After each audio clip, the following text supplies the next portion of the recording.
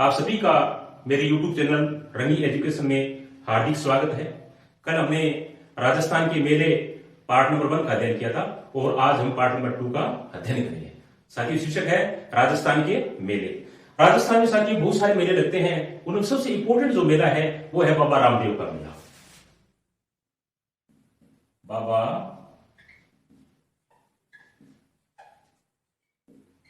रामदेव का मेला। साथियों, बाबा रामदेव का मेला रुणीचा या रामदेवरा केंद्र बढ़ता है। रुणीचा या रामदेवरा केंद्र बढ़ता है और रुणीचा या रामदेवरा जैसलमेर जिले के अंदर स्थित है। कहां है? जैसलमेर जिले के अंदर स्थित है।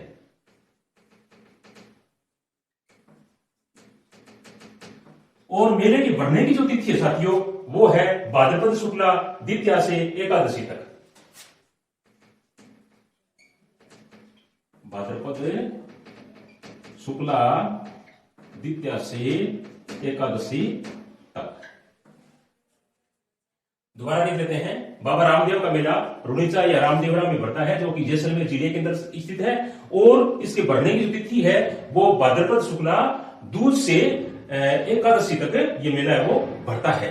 बाबा रामदेव का जो जन्म है वो ऊंडू काश्मीर बाड़मेर में हुआ। कहां हुआ था? बाड़मेर में बाबा रामदेव का जन्म है वो हुआ ऊंडू काश्मीर बाड़मेर के अंदर। बाबा रामदेव जी का जो मेला बढ़ता है उसका जो सबसे इंपॉर्टेंट जो आकर्षण है वो है तेरह ताली नृत्य। कौन सा नृत्य? तेरह ताली नृत्य। तेरह ताली नृत्य। और ये जो तेरह ताली नृत्य साथियों ये कामड़ पंथ के जो लोग हैं वो करते हैं। कामड़ या कामड़िया पंथ। कामड़िया पंथ जो कि बाबा रामदेव ने चलाया था, या अपने ऐसे कह सकते हैं कि बाबा रामदेव ने जो पंथ चलाया था उसका नाम क्या है, तो अपने क्या बताएंगे? कामड़िया पंथ। और बाबा रामदेव जी का जो प्रतीक चिन्ह है, प्रतीक चिन्ह पगलिया को माना गया है।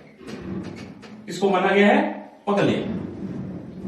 साथियों, बाबा रामदेव मेले की सबसे इंपॉर्टेंट विशेषता यह है कि यहां सभी जाति धर्म संप्रदाय के लोग हैं वो पूजा अर्चना करते हैं। आगे वाला जो दूसरा जो मेला है इंपॉर्टेंट, उसका नाम है करनी माता का मेला। करनी माता का मेला। साथियों, करनी माता का जो मेला है वो देशनोक बीकानेर के अंदर बढ़ता है। कहां बढ़ता है? देशनोक बीकानेर में। देशनोक बीकानेर में। और करनी माता को चूहों की देवी भी कहा जाता है। चूहों की देवी। और सबसे अच्छी बात साथियों ये है करनी माता के बारे में कि करनी माता को बीकानेर जो राजवंश है उनकी आराध्य देवी है वो माना जाता है।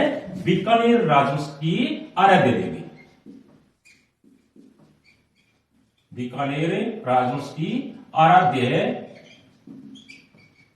देवी है वो माना जाता है। और जैसा कि नाम से ही है कि करनी माता का जो मंदिर है उसके अंदर बहुत सारे चूहे पाए जाते हैं। उनमें जो सफेद रंग के जो चूहे पाए जाते हैं उनको कब्बा कहा जाता है। क्या कहा जाता है? कब्बा। याद रखना साथियों, बहुत इंपॉर्टेंट है। करनी माता के मंदिर के अंदर जो सफेद रंग के जो चूहे पाए जाते हैं उनको कब्बा कहा जाता है। और बीकानेर रियासत के जो राजवंश था उनकी ये आराध्य देवी मानी जाती है। और इनका जो मेला है वो देशनोक बीकानेर के अंदर बढ़ता है। आगे वाला जो इंपॉर्टेंट मेला है उसका नाम है गलियाकोट का उर्स। गलियाकोट का उर्स। साथियों, गलियाकोट का जो उर्स है वो गलियाकोट डूंगरपुर के अंदर बढ़ता है। कहां बढ़ता है? गलियाकोट डूंगरपुर। यहां पर किसी फकीर की मजार बनी हुई है, उसको कहते हैं फखरुद्दीन मोल्ला की मजार। क्या कहते हैं? फखरुद्दीन मोल्ला की मजार। क्या कहते हैं? फखरुद्दीन मोल्ला की मजार या मजार ए फकरी भी इसको कहा जाता है। क्या कहा जाता है? मजार ए फकरी। और सबसे अच्छी बात यह है कि बोहरा संप्रदाय है मुसलमानों के अंदर, उनका सबसे आराध्य जो स्थान है, इस स्थान को माना जाता है बोहरा। बोहरा जो संप्रदाय मुसलमानों के अंदर है, उनका सबसे आराध्य जो स्थान है वो बलियाकोट का जो उर्स है वो ही माना जाता है। चौथा सबसे इंपॉर्टेंट जो उर्स या जो मेला लगता है वो है फखरुद्दीन ख्वाजा मोइनुद्दीन चिश्ती का उर्स। ख्वाजा मोइनुद्दीन चिश्ती का उर्स बहुत ही महत्वपूर्ण साथियों।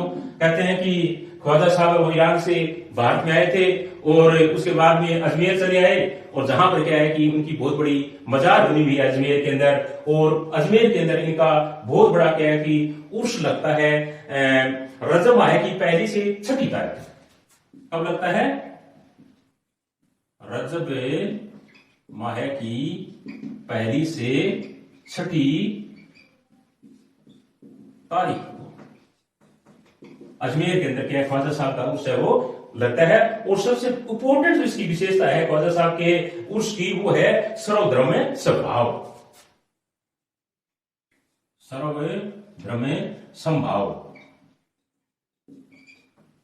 क्योंकि ख्वाजा साहब की दरगाह के अंदर हिंदू हो चाहे मुस्लिम हो चाहे किसी भी जाति का व्यक्ति हो, यहां आकर के मजार के अंदर अपना मत्था वो टेकता है। तो बहुत ही महत्वपूर्ण प्रश्न बनता है ख्वाजा साहब की दरगाह से कहां स्थित है? अजमेर के अंदर। मेला कब बढ़ता है? रजब माह की 1 तारीख से लेकर के 6 तारीख के बीच में। और ख्वाजा साहब कहां से आए थे?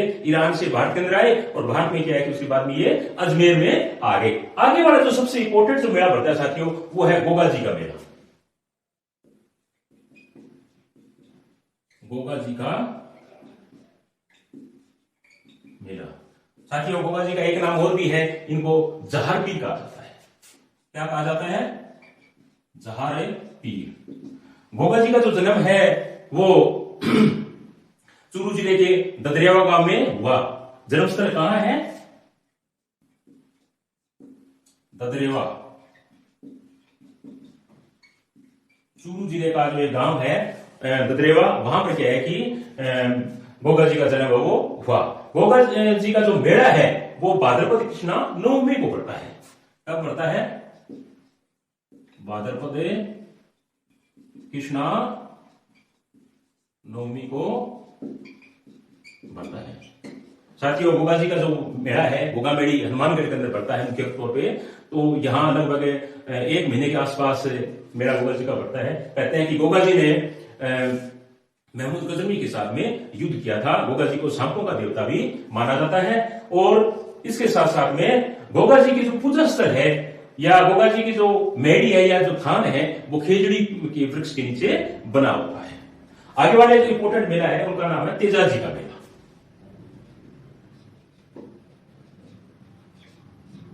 तेजा जी का साथियों तेजा जी का जो जन्म है वो खड़नाल नागौर के अंदर हुआ। कहां हुआ? खड़नाल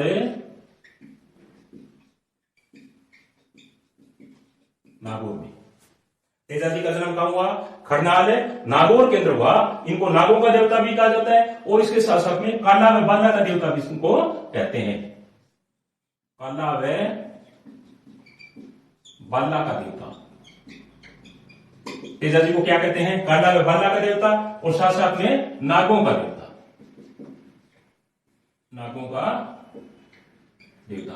तेजा जी की याद के अंदर प्रबोत्सव के अंदर एक पशु मेला भी आयोजित किया जाता है। और तेजा जी का जो पुजारी होता है उसको घोड़दा कहा जाता है। क्या कहा जाता है? घोड़दा। प्रश्न भी आ सकता है कि घोड़दा क्या होता है, तो अपने क्या बताएंगे? तेजा जी के जो पुजारी होते हैं उनको क्या कहा जाता है? घोड़दा कहा जाता है। और तेजा जी की जो घोड़ी थी उनका नाम था लीलड़। लीलड़। तेजा जी का घोड़ी का क्या नाम था? लीलड़। और तेजा जी का जो प्रतीक चिन्ह है वो है साथियों सांप। तेजा जी का प्रतीक चिन्ह क्या माना गया है? सांप माना गया है। इसके बाद में राजस्थान के अंदर अन्य और भी छोटे छोटे मेले वो आयोजित किए जाते हैं। जो अपने एक एक करके दोबारा इनको देखेंगे। जैसे मैं आपको बता देता हूं, जैसे झील माता का मेला कहां पड़ता है? रिवासा सीकर के अंदर। बर्तरी का मेला कहां पड़ता है? बर्तरी अलवर के अंदर। डिग्गी कल्याण जी का मेला कहां पड़ता है? जयपुर के अंदर। और सालासर बालाजी का मेला कहां पड़ता है? सालासर बालाजी के अंदर। बूढ़ा जोड़ का मेला कहां पड़ता है? गंगानगर के अंदर। और गणेश जी का मेला कहां पड़ता है साथियों? त्रिनेत्र गणेश का जो मेला है वो रणथंभौर के अंदर पड़ता है, जो सवाई माधोपुर जिले के अंदर स्थित है। इसके साथ साथ में कपिल मुनि का जो मेला है, किसका मेला? कपिल मुनि का जो मेला है वो कोलायत बीकानेर के अंदर पड़ता है। फूलडोल का मेला है वो शाहपुरा भीलवाड़ा के अंदर पड़ता है। गोठिया अम्बा का जो मेला है वो बांसवाड़ा के अंदर पड़ता है। और तारकिनी का जो उर्स है वो नागौर के अंदर लगाया जाता है। नरड़ पीर का जो उर्स है वो नरड़ झुंझुनू के अंदर बढ़ता है। चोटीला पीर का जो उर्स है वो पाली के अंदर लगाया जाता है। शाकंभरी माता का जो मेला है वो सांबर के अंदर बढ़ता है। शाकंभरी माता का मेला कहां बढ़ता है? सांबर के अंदर बढ़ता है। डाडा पंबाराम का जो मेला है, डाडा पंबाराम का जो मेला है वो विजयनगर श्री गंगानगर के अंदर बढ़ता है। चंद्रमा का जो मेला है वो झादरा पाटन झालावाड़ के अंदर बढ़ता है। और खेजड़दी का जो मेला है वो खेजड़दी जोधपुर के अंदर बढ़ता है। और गंगा दशहरा मेला है वो भरतपुर के अंदर बढ़ता है। साथियों, गंगा दशहरा मेला कहां बढ़ता है? भरतपुर के अंदर बढ़ता है। मातृ कुंडिया का जो मेला है वो चित्तौड़गढ़ के अंदर बढ़ता है। तो ये थे साथियों राजस्थान के कुछ विशेष मेले। अब 4-5 पॉइंट में इनकी जो विशेषताएं हैं मेलों की वो भी मैं आपको बता देता हूं। जैसे आदिवासियों का कुंभ, आदिवासियों का कुंभ किसे कहा जाता है? तो अपने किसका नाम बताएंगे? बड़ेश्वर धाम को। आदिवासियों को किसे कहा जाता है? बड़ेश्वर धाम को। राजस्थान के अंदर सर्वाधिक जो मेले हैं वो कहां लगाए जाते हैं? तो राजस्थान के अंदर सर्वाधिक जो मेले हैं वो डूंगरपुर जिले के अंदर लगाए जाते हैं। किस जिले में लगाए जाते हैं?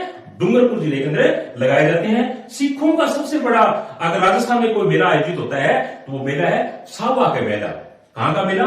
साहबा का मेला चूरू के अंदर। जंगल प्रदेश का सबसे बड़ा जो मेला है वो कोलायत को माना जाता है। जंगल प्रदेश का सबसे बड़ा मेला कोलायत को माना जाता है। और हड़ौती का जो सबसे बड़ा मेला है वो सीताबाड़ी का मेला है, वो माना जाता है। हड़ौती का सबसे बड़ा मेला सीताबाड़ी का मेला माना जाता है। साथियों, मेलों से संबंधित ये थे आज के अपने प्रश्न। मुझे उम्मीद है कि आप सभी साथियों को बहुत अच्छी तरीके से ये समझ में आ गया होगा। और इनसे संबंधित जो पीडीएफ है वो मैं